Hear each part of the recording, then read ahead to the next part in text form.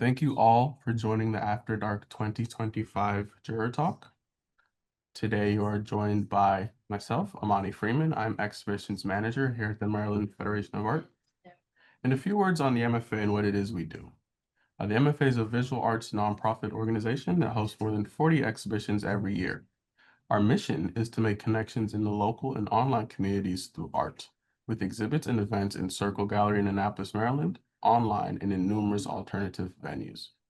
We provide artists of all genres, media, and backgrounds with the opportunity to exhibit work selected by professionally credentialed jurors and to be recognized with monetary awards. Artists do not have to be members to enter our exhibitions.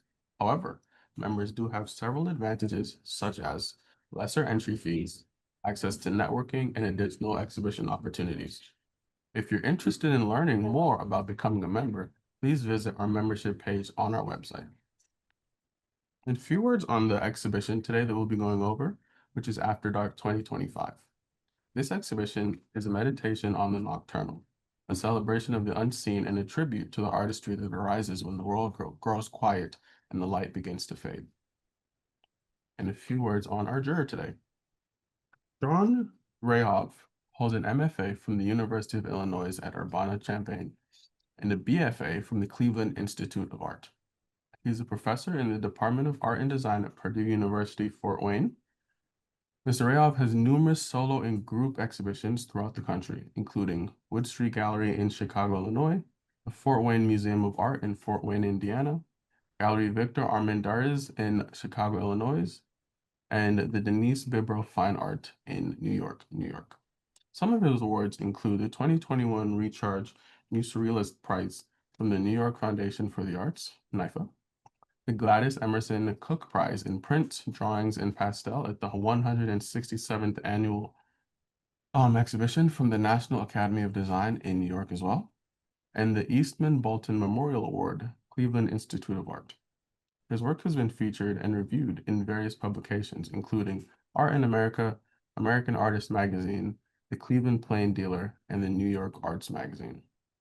He's currently represented by Gallery Victor Armendariz in Chicago, Illinois, and the Denise Bibro Fine Arts Incorporated in New York. And at this point, I'm going to pass over the floor to our juror. Hi, this is John Hrehov speaking. I want to thank Amani for his leadership in organizing this exhibition. And just a few comments about my background. I was selected, I think, in my discussion with Amani, I've done nocturnal themes in my own work going back to about 1985. And I've always been kind of drawn back to the subject. And it combines multiple aspects from the imaginative to the poetic, the time of day, the kind of atmospheric effects. People who've inspired me, like Albert Pinkham Ryder and Blakemore. So it's tradition, it's a tradition and it's a genre inside of painting that I think is a rich subject that can be either straightforwardly depicted or it can have a lot of opportunities for imagination.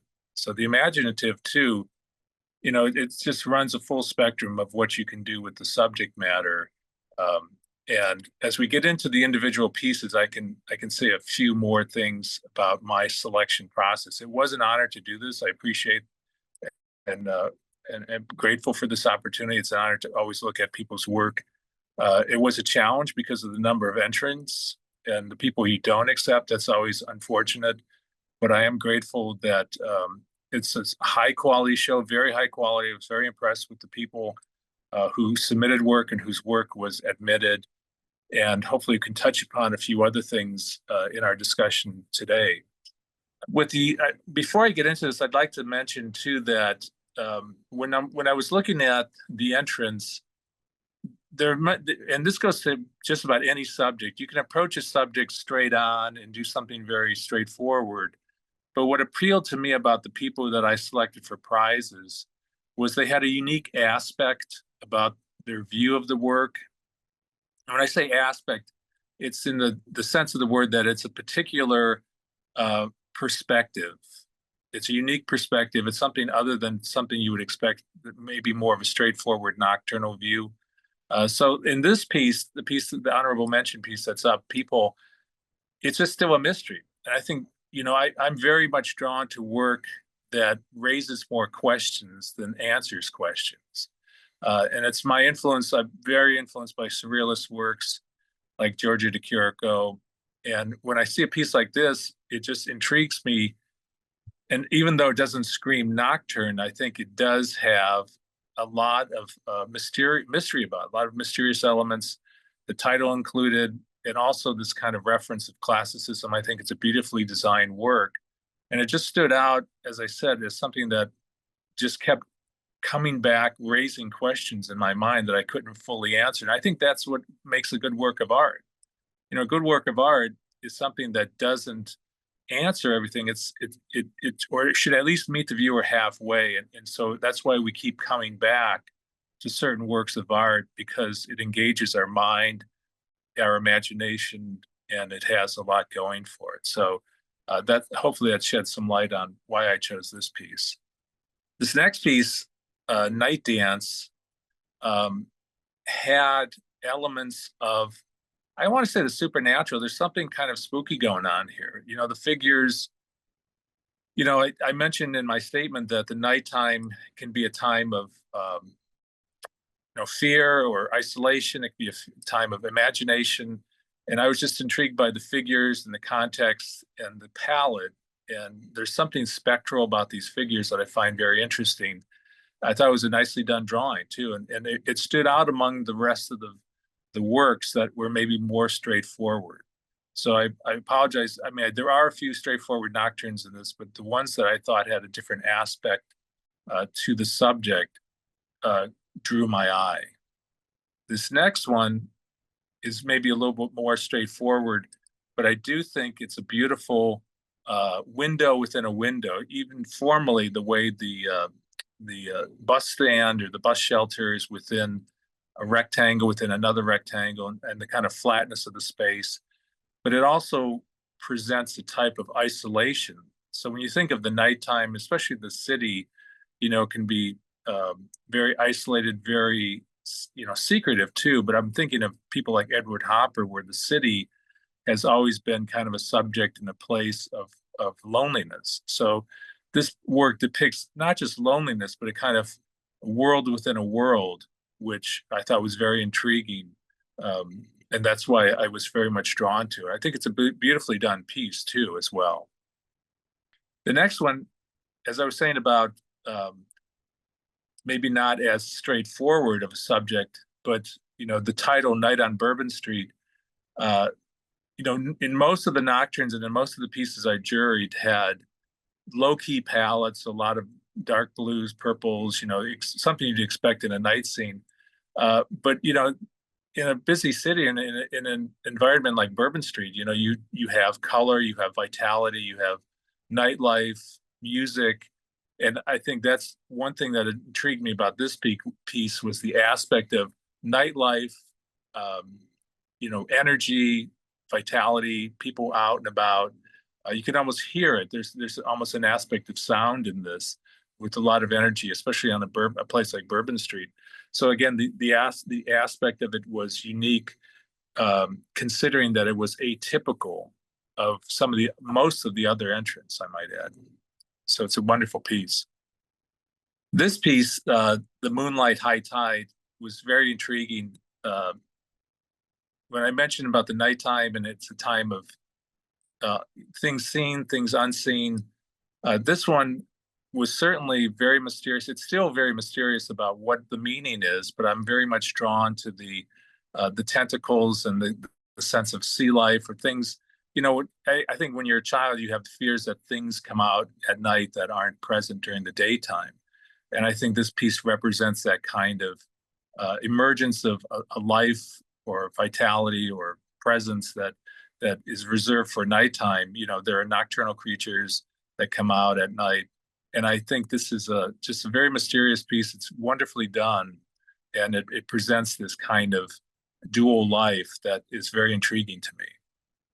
And this piece, the next piece, Upon a Dream, going back to my focus on the aspect of the nocturne or the nighttime, And the most obvious is we sleep and we dream. So the whole dream life world, which, is totally, open-ended. It can be anything you wanted.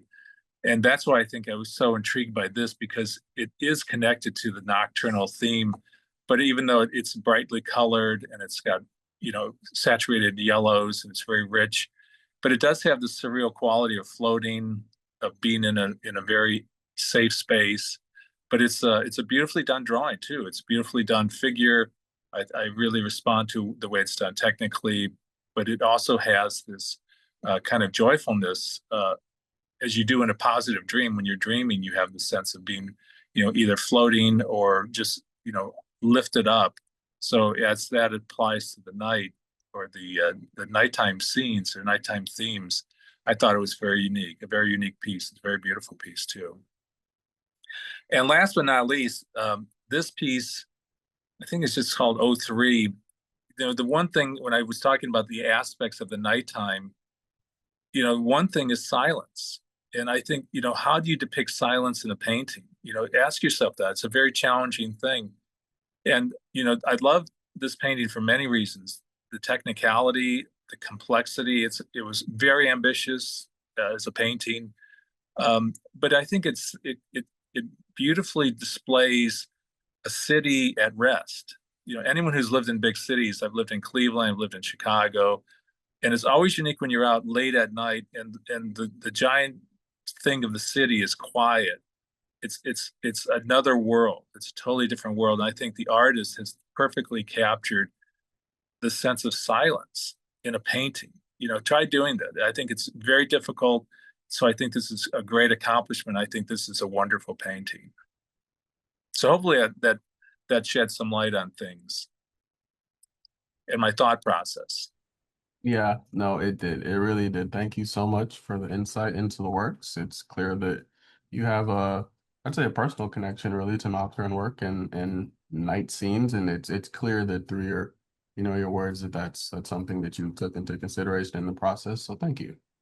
So this page is just a page for all the people that are watching this, watching it back. These are all the awards all in one spot from first place to the honorable mentions. Congratulations to all the artists. This is a collage of some of the pieces in this show, not all of them, but just to give you all a pretty robust view of, the work that was included. And my favorite part, which is a Q&A. So based off of kind of your answers and your insight, one thing that stuck out to me was you mentioned how the night can have almost like an enhanced sense of an imaginative quality that the daytime doesn't have. Some Mhm. things you were saying were like unseen properties, whether it be, the silence of a city or like a nocturnal creature, a sense of possibility. So what do you think, why do you think that sense, those senses are enhanced in traditional daytime paintings versus a nocturnal painting?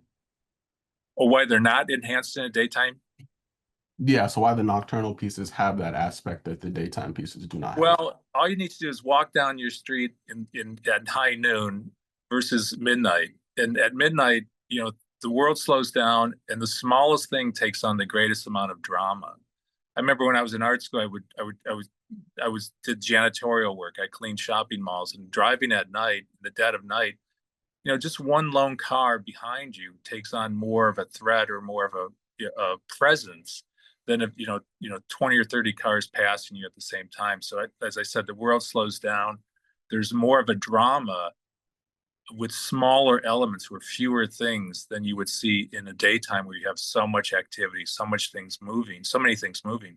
So everything slows down to the very minimum, and very minimal elements take on different meaning because the world slows down at that point.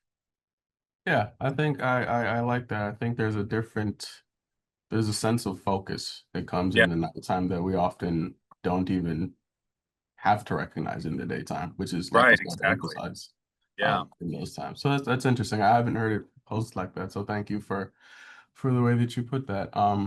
But I think at this point, I'm just going to kind of close up. One thing you mentioned to the artists that are watching this, Mr. Hrehov had to go through 273 works by 103 artists and whittle that down to 60 entries. So if you didn't get in, that it's not a mark on your artistic prowess or, lack of ability. It's some people can get in, some people can't. And he had a pretty tough job because the level of work, I think he can agree, was very high throughout. Even the pieces that didn't get in, that level was still a very, very, it was good work all around. So, to the artists, if you didn't get in, just keep trying. You can't win them all, but I think in and of itself, it's a learning experience when you don't get into an exhibition, and it's something that you can take on to your next exhibition. So thank you all to the artists that submitted. And thank you, Mr. Hrehov, for all the work you've done. Oh, you've been a real joy to work with, a real supreme professional. From the first moment that I contacted you, I could tell that you're a guy that knew his stuff, and I appreciate that. And yeah, just really staying on top of things, just really being there, being present, and being willing to work with us and figure things out. So I really appreciate that. Um, Feeling mutual. Thank you, Amani. Nice to work with you too. yeah, likewise. Well, okay. At this point, I'm going to close up. Thank you all for joining us. We will be posting this on our YouTube, and please visit our website for more information if you'd like to learn more about us.